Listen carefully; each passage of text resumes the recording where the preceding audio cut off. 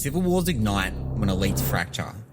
This is a quote from the leading expert on civil wars and is true in nearly every case. In England, it was the court versus the parliament. In America, it was the factory elites versus the farming elites. And in France, it was the royal elites versus the professional class. But what happens when the elites are united, but the masses are divided?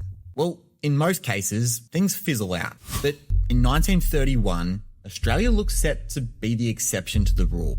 In fact, the elite was so unified in their attempt to stop a workers' government that the Conservative opposition leader went to a Labor minister and told him that if he defected, he could lead the opposition under a new name. That party would be called the United Australia Party. Lyons took that deal and he called for a vote of no confidence against his old government. In a state of panic, the Prime Minister turned to someone who hated Lyons more than anyone else. He was the Premier of New South Wales, and his name was Jack Lang. Surely he'd help him fight the rat. But the Prime Minister was mistaken. Have a look at this. Jack Lang had control of 5 people that were once in the Labor government. He felt that his guys had a much better chance in beating Lyons, and so he actually joined Lyons in calling a vote of no confidence in Labor. That was the last time that Lang ever sided with Lyons.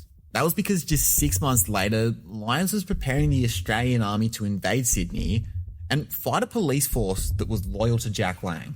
So how on earth did it come to this?